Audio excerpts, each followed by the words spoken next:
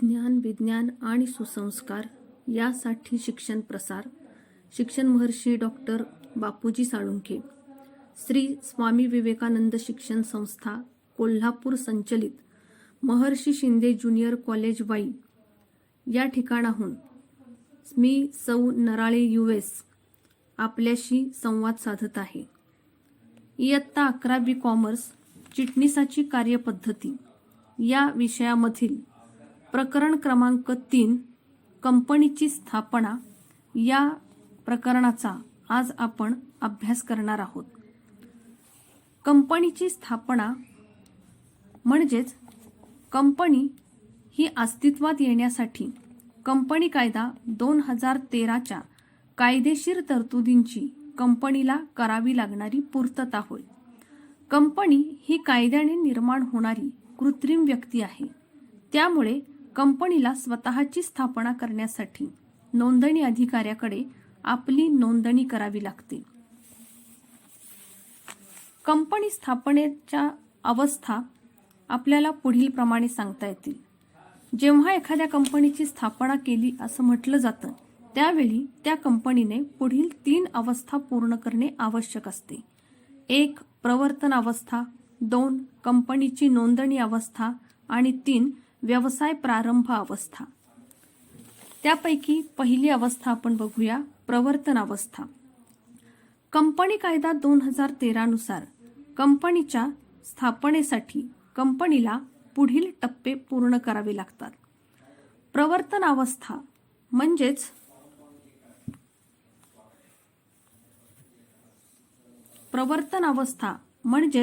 कंपनीने स्वतःची स्थापना करण्यासाठी पूर्ण केलेल्या विविध प्रकारच्या प्रक्रिया. प्रवर्तन करणाऱ्या व्यक्तीला प्रवर्तक असे म्हणतात. प्रवर्तक म्हणजे अशी व्यक्ती जी कंपनीच्या स्थापनेमध्ये पुढाकार घेत असते. कंपनीची स्थापना करण्यासाठी सुरुवातीच्या काळामध्ये प्रवर्तकाने विविध प्रकारच्या कायदेशीर गोष्टींची पूर्तता केलेली असते आणि त्यानंतरच खऱ्या अर्थाने कंपनीची स्थापना झालेली असते. म्हणून प्रवर्तक ही अशी व्यक्ती असते की जिने कंपनीची स्थापना करण्यासाठी आवश्यक त्या सगळ्या प्रक्रिया पूर्ण केलेल्या असतात. प्रवर्तकाला कंपनीच्या स्थापनेसाठी पुढील भूमिका पार पाडाव्या लागतात. प्रवर्तक म्हणजे अशी व्यक्ती आहे की जिला व्यवसाय सुरू करण्याची कल्पना तिच्या मनामध्ये निर्माण झालेली असते. प्रवर्तकाला व्यवसायाचा उद्देश, व्यवसायाला लागणारे भांडवल, व्यवसायाचे स्वरूप इत्यादी गोष्टी ठरवाव्या लागतात. कंपनीच्या नोंदणीसाठी आवश्यक असणारे घटनापत्रक आणि नियमावली तयार करण्याचे काम प्रवर्तकाला करावे लागते. त्याचबरोबर कंपनीच्या प्रवर्तन अवस्थेतील टप्पेही प्रवर्तकालाच पूर्ण करावे लागतात. कंपनीच्या प्रवर्तन अवस्थेतील टप्पे आपण पुढील प्रमाणे सांगू शकतो. इथं 5 टप्पे किंवा कार्य प्रवर्तकाला पूर्ण करावी लागतात. यातील पहिला टप्पा आहे व्यवसायातील विविध संधींचा शोध घेणे. व्यवसायाची संधी शोधणे याचा अर्थ व्यवसायाची व्याप्ती, बाजारपेठेतील स्थान, उत्पादक घटकांची उपलब्धता, उपयुक्तता इत्यादी गोष्टींचा विचार करून त्यानुसार आराखडा तयार करणे आणि बाजारपेठेत कोणता व्यवसाय आपल्याला चांगल्या पद्धतीने चालवता येऊ शकेल अशा प्रकारच्या संधीचा शोध घेण्याचं काम प्रवर्तकाला करावं लागतं. दुसरा टप्पा आहे आर्थिक नियोजन करणे. ठरविलेल्या व्यवसायाचे स्वरूप आणि त्याचे प्रमाण लक्षात घेऊन प्रवर्तकाला आर्थिक नियोजन करावे लागते. या आर्थिक नियोजनामुळे भांडवलाची रक्कम, भांडवल उभारणीचे स्रोत, भांडवलाचा वापर कशा पद्धतीने केला जाईल यासारख्या अनेक गोष्टींवर विचार करता येतो. हे कार्य सुद्धा प्रवर्तकाला करावे लागते. तिसरा टप्पा आहे घटनापत्रक व नियमावली मसुदे तयार करणे.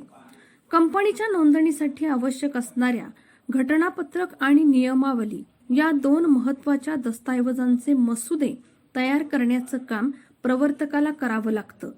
हे दस्तऐवज कंपनीच्या नोंदणी अर्जासोबत नोंदणी कार्यालयात सादर करावे लागतात. चौथा टप्पा आहे प्राथमिक करार करणे. प्रस्तावित कंपनीच्या वतीने प्रवर्तकांमार्फत प्रारंभिक महत्त्वाचे करार केले जातात. त्यामुळे कंपनीच्या नोंदणीनंतर कंपनी लगेचच पुढील व्यवसायाच्या कार्यांना सुरुवात करू शकते. उदाहरणार्थ, भाग खरेदीविषयीचा करार, भाग हमीदारांशी हा करार करणे आवश्यक असतं. काही वेळा जागा भाडेतत्वावर घेतलेली असेल तर विशिष्ट कालावधीसाठी भाडेतत्वावर जागेचा करार करणं आवश्यक असतं. या संबंधीचे जे काही करार आहेत हे सुरुवातीच्या काळामध्ये प्रवर्तकांकडूनच केले जातात. आणि पाचवा आणि शेवटचा टप्पा आहे प्रथम संचालकांची नेमणूक. कंपनीमध्ये आवश्यक असलेले प्रथम संचालक हे प्रवर्तकांकडूनच नेमले जातात. नोंदणीनंतर प्रथम संचालक व्यवस्थापनाचा कारभार स्वतःच्या हाती घेतात. तसेच बरेचदा प्रवर्तकच कंपनीचे प्रथम संचालक म्हणून कंपनीचे कामकाज पाहतात. यानंतर कंपनी स्थापनेतील दुसरी अवस्था आहे कंपनीची नोंदणी अवस्था. कंपनी कायदा 2013 नुसार नोंदणी अधिकाऱ्याकडे कंपनीची नोंदणी करणे सक्तीचे असते. अशा प्रकारे कंपनीची नोंदणी करण्याची जी काही कार्यपद्धती प्रवर्तकाकडून पूर्ण केली जाते या अवस्थेला आपण नोंदणी अवस्था असं म्हणतोय. नोंदणी अवस्था पूर्ण करण्यासाठी प्रवर्तकाला कंपनीच्या नोंदणीसाठी पुढील टप्पे पूर्ण करावे लागतात. यामध्ये एकूण 11 टप्पे प्रवर्तकाला पूर्ण करावे लागतात. यातील पहिला टप्पा आहे डिजिटल स्वाक्षरी प्रमाणपत्र मिळविणे. याला आपण DSC मिळविणे असंही म्हणू शकतो. इलेक्ट्रॉनिक पद्धतीने सादर केल्या जाणाऱ्या कागदपत्रांवर स्वाक्षरी करण्याचा अधिकार असणाऱ्या व्यक्तींसाठी डिजिटल स्वाक्षरी प्रमाणपत्र घ्यावे लागते. डिजिटल स्वाक्षरी प्रमाणपत्र प्रवर्तक आणि कंपनीचे पहिले प्रस्तावित संचालक यांना मिळविण्यासाठी प्रमाणित अधिकाऱ्याकडे अर्ज करावा लागतो. सध्याची कंपनीच्या नोंदणीची जी प्रक्रिया आहे ती ऑनलाईन पद्धतीने पूर्ण केली जाते. जेव्हा आपण कागदपत्रांच्या सहाय्याने कंपनीची नोंदणी करण्याचा प्रयत्न करतो त्यावेळी कागदपत्रांवर आपल्याला सह्या करता येतात. परंतु ऑनलाईन पद्धतीने जेव्हा कंपनीची स्थापना केली जाते त्यावेळी ऑनलाईन पद्धतीने सही करण्यासाठी डिजिटल स्वाक्षरी वापरली जाते आणि म्हणून त्यासाठी सुरुवातीला अशा प्रकारची स्वाक्षरी मिळवण्याचं काम प्रवर्तकांना करावं लागतं. संचालकांचे डिजिटल स्वाक्षरी प्रमाणपत्रातील नाव MCA कडे नोंदविणे. संचालकांच्या नावे डिजिटल स्वाक्षरी प्रमाणपत्र मिळाल्यानंतर त्याची नोंद MCA कडे करणे आवश्यक असते. MCA प्रत्येक संचालकाचा ओळख क्रमांक, डायरेक्टर आयडेंटिटी नंबर ज्याला DIN असं म्हटलं जातं आणि त्यांची वैयक्तिक माहिती इत्यादी तपशिलाची नोंद त्यामध्ये MCA कडे नोंदवत असते. तिसरा टप्पा आहे संचालक ओळख क्रमांक म्हणजेच DIN डायरेक्टर आयडेंटिटी नंबर मिळविणे. प्रस्तावित कंपनीच्या प्रथम संचालकांपैकी ज्या संचालकांकडे संचालक ओळख क्रमांक नाही अशा संचालकांना कंपनी व्यवहार मंत्रालय म्हणजेच MCA कडून केंद्र सरकारकडे ओळख क्रमांकासाठी स्पाइस 32 म्हणजे स्पाइस 32 या फॉर्ममध्ये अर्ज करावा लागतो आणि तो क्रमांक मिळवून त्यांना त्याची नोंदणी करावी लागते. कंपनीचे नाव आरक्षित करण्यासाठी प्रस्ताव सादर करणे. कंपनीने जे नाव धारण करण्याचे निश्चित केलेले असेल त्या नावाचं आरक्षण करणं आवश्यक असतं आणि त्यासाठी आवश्यक असलेला रिझर्व्ह युनिक नेम हा फॉर्म सुद्धा प्रवर्तकांनी MCA कडे पोर्टलवरून भरणे आवश्यक असते. शुल्कासहित म्हणजे त्याची आवश्यक असलेली फी भरून या ठिकाणी केंद्रीय नोंदणी केंद्राकडे म्हणजे CRC कडे हा आरक्षित करण्याचा प्रस्ताव सादर करावा लागतो. घटनापत्रक व नियमावली. कंपनीच्या नोंदणीसाठी घटनापत्रक व नियमावली हे 2 महत्त्वाचे दस्तऐवज तयार करावे लागतात आणि नोंदणीसाठी सादर केल्या जाणाऱ्या दस्तऐवजांबरोबर ते सादर करावे लागतात. घटनापत्रक व नियमावलीवरील सही, मुद्रांक व दिनांक. कंपनीच्या घटनापत्रकावर सह्या देणाऱ्या व्यक्तींनी स्वहस्ताक्षरात स्वतःचे नाव, पत्ता, हुद्दा व व्यवसाय लिहून एका साक्षीदारासमोर सही करणे आवश्यक असते. यामुळे घटनापत्रक व नियमावलीवर सह्या झाल्यानंतर भारतीय मुद्रांक कायदा 1899 नुसार कंपनीच्या अधिकृत भांडवलावर मुद्रांक शुल्क भरावे लागते. 7वा पॉइंट आहे कंपनी नोंदणीसाठीची इतर महत्त्वाची कागदपत्रे. घटनापत्रक आणि नियमावलीप्रमाणेच या ठिकाणी प्रथम संचालक म्हणून ज्या व्यक्तीने काम करण्यास संमती दिली आहे अशा संचालकांचे लेखी संमतीपत्र सुद्धा जोडणं आवश्यक असतं. त्याचबरोबर कंपनीच्या नियमावलीवर सह्या करणारे व्यवस्थापक आणि चिटणीस यांचीही माहिती या प्रस्तावाच्या द्वारे सादर करणे आवश्यक असते. तसेच घटनापत्रकावर सही करणाऱ्या व्यक्ती आणि प्रथम संचालक म्हणून काम करणाऱ्या व्यक्ती यांचं मागील 5 वर्षात ते कोणत्याही कंपनीच्या प्रवर्तन, स्थापना किंवा व्यवस्थापना संदर्भात दोषी न ठरल्याबद्दलचे घोषणापत्रही सोबत जोडावे लागते. 8वा टप्पा आहे पत्त्यासंबंधी सूचना. नोंदणीच्या वेळी प्रस्तावित कंपनीच्या नोंदणीकृत कार्यालयाचा पत्ता निश्चित नसल्यास प्रवर्तक संदेशवहनासाठी कंपनी नोंदणी अधिकाऱ्याकडे पत्त्यासंबंधी सूचना देते. कंपनीच्या नोंदणीनंतर 30 दिवसांच्या आत नोंदणीकृत कार्यालयाच्या पत्त्याची सूचना देणे आवश्यक असते. 9वा टप्पा आहे वैधानिक घोषणापत्र. कंपनीच्या स्थापनेतील संबंधित ॲडव्होकेट म्हणजेच वकील, कंपनीचा चिटणीस, चार्टर्ड अकाउंटंट, नियमावलीत नोंद असलेले संचालक, व्यवस्थापक किंवा चिटणीस यांनी कंपनीबरोबर सर्व कायदेशीर बाबी पूर्ण केल्याचे घोषणापत्रही जमा करावे लागते. 10वा टप्पा आहे कंपनी नोंदणीसाठीचा प्रस्ताव व दस्तऐवज सादर करणे. वरील सर्व कागदपत्रे तयार केल्यानंतर त्या ठिकाणी कंपनीच्या नोंदणी संबंधीचे सर्व दस्तऐवज तयार करून ते प्रवर्तकांनी विहित नमुन्यात अर्ज आणि शुल्क भरून नोंदणी कार्यालयामध्ये सादर करावे लागतात. 11वा टप्पा आहे कंपनी नोंदणी प्रमाणपत्र मिळणे. नोंदणी अधिकारी दस्तऐवज व सर्व कागदपत्रांची छाननी करतो.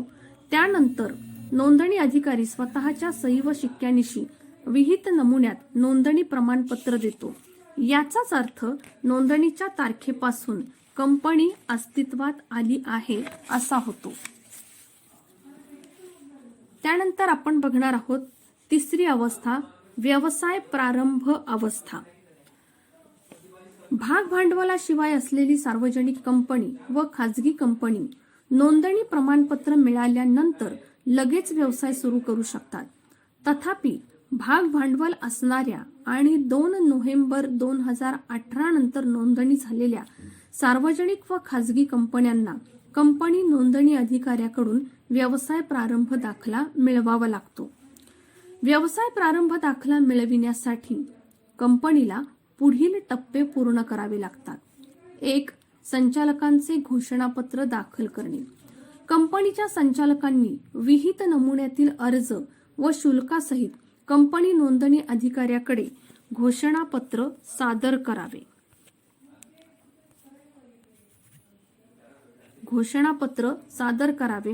घटनापत्रकावर सही करणाऱ्या सभासदांनी त्यांनी मान्य केल्याप्रमाणे भाग खरेदी केल्याचे घोषणापत्र सादर करावे लागते.